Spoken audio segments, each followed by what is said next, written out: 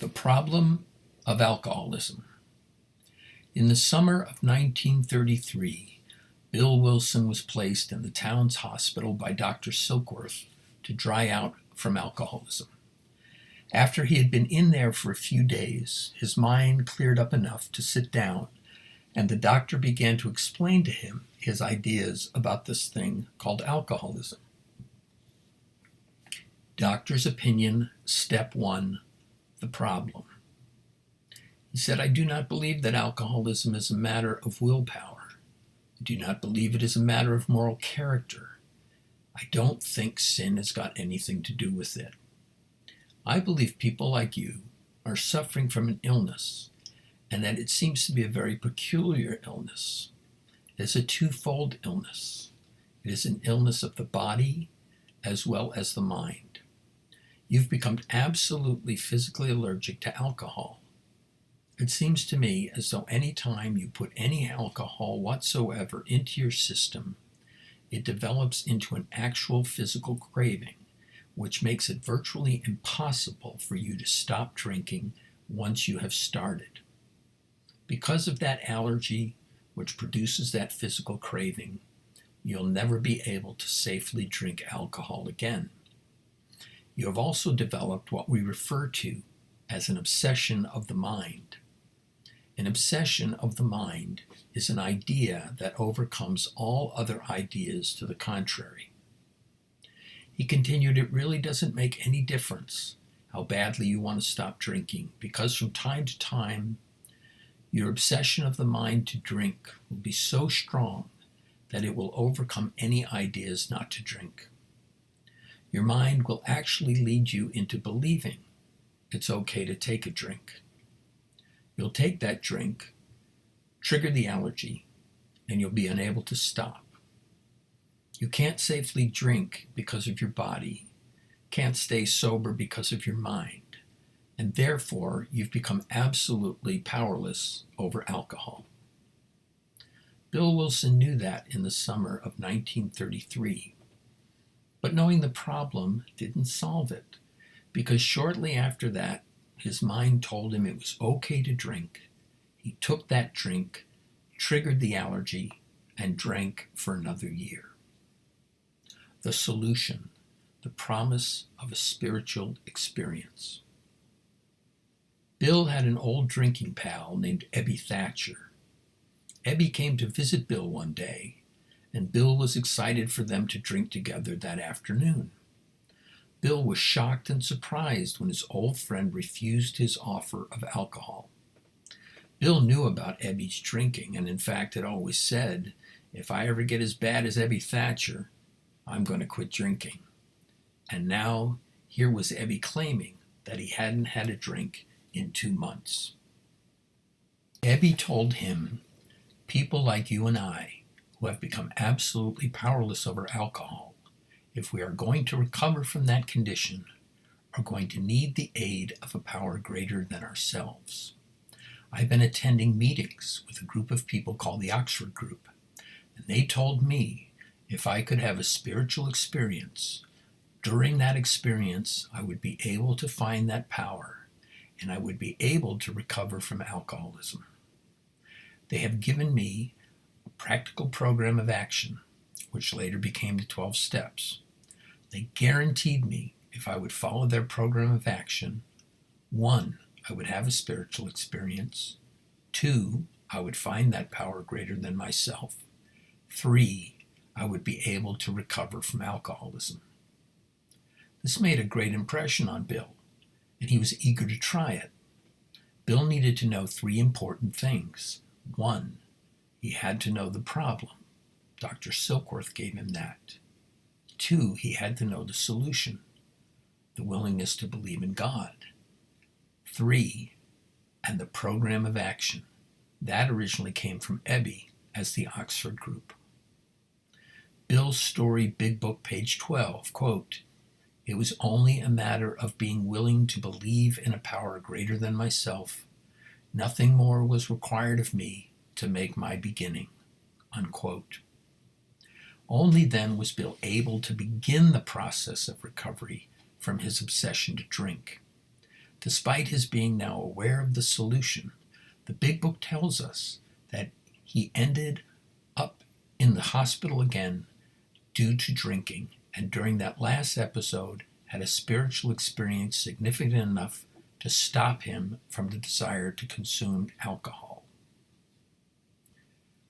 Obsession of the mind. It was with great trepidation that Bill Wilson visited Akron, Ohio in the summer of 1935. While there, he became anxious about his business situation to the point where his thoughts turned to the idea of taking a drink. Bill knew about his powerlessness over his obsession of mind and that first drink. Bill's story, Big Book, page 15, quote, "I was plagued by waves of self-pity and resentment. This sometimes nearly drove me to take a drink, but I soon found that when all other measures failed, work with another alcoholic would save the day," unquote. Knowing nobody in town, he called churches in search of another alcoholic to talk with, and was finally put in touch with one. Bill sat down with Dr. Robert Smith in order to relieve his own obsessive thoughts to a man who suffered from the same disease. Dr. Bob's Nightmare, Big Book, page 179.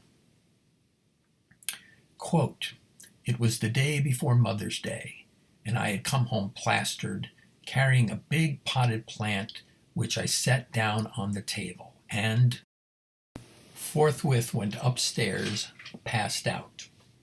About this time, a lady called up my wife, saying that she wanted me to meet a friend of hers who might help me," unquote. Dr. Bob told Bill, the moment they met, that he would listen to him for 15 minutes and then go home. They talked for over 6 hours. Bill was surprised to discover that Dr. Bob was already in the Oxford group and very familiar with how a spiritual experience could be achieved using the same method that had helped Ebby Thatcher get sober. Unfortunately, what had worked for Ebby hadn't worked for Bob. Dr. Bob's Nightmare, Big Book, page 178, quote, "I learned that it was something of a spiritual nature, which did not appeal to me much, but I thought it could do no harm. I gave this much time and study for 2.5 years, but still got tight every night, nevertheless," unquote. He had never been able to apply his spiritual practice to the depth necessary to recover because he didn't know what was wrong with him. Dr. Bob thought that the problem was a lack of willpower. He thought it was amoral character. Why would he not?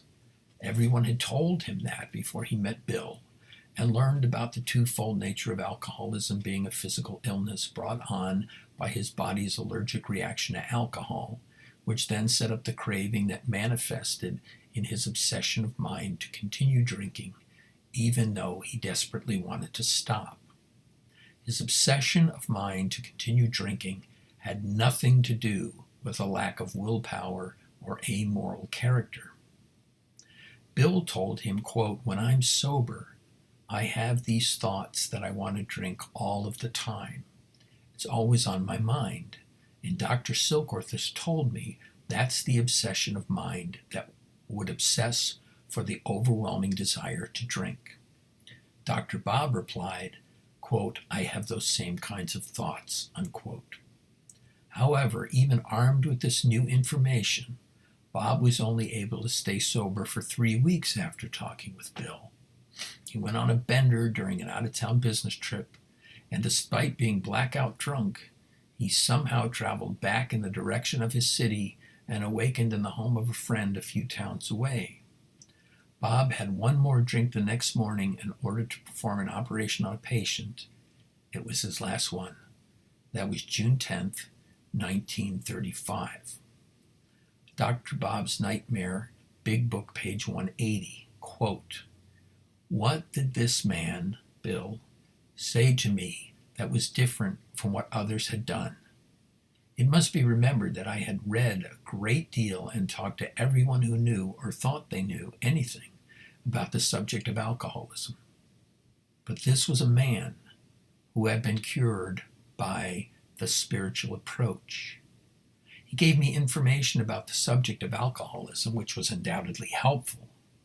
Of far more importance was the fact that he was the first human being with whom I had ever talked who knew what he was talking about in regard to alcoholism from actual experience. In other words, he talked my language, unquote. Bob began the process of recovery from his obsession to drink and had a spiritual experience sufficient enough to remove his desire to consume alcoholism, even though his early days of sobriety weren't easy. Dr. Bob's Nightmare, Big Book, page 181, quote, "Unlike most of our crowd, I did not get over my craving for liquor much during the first 2.5 years of abstinence. It was almost always with me," unquote. What is the nature of a spiritual experience? A spiritual experience is described in the Big Book of AA as, quote, "a profound alteration in one's reaction to life." It is when a personality change is sufficient to bring about a recovery from alcoholism. Recovery means to regain the health of one's body and mind. Any alcoholic capable of honestly facing their problem can recover, provided they do not close their mind to all spiritual concepts. No one need have difficulty with the spirituality of the program if they are willing, honest, and open-minded.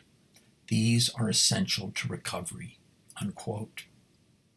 Step 2 says, we came to believe that a power greater than ourselves could restore us to sanity. Sanity is a wholeness or completeness of mind. If a mind is whole, that means one can see the truth about everything around them. A mind that is less than whole cannot always see the truth about everything around it. Insanity does not mean one is all gone. It just means you're not quite all here. Can we or can we not see the truth about alcohol? If we can, we're sane. If we can't, we're insane.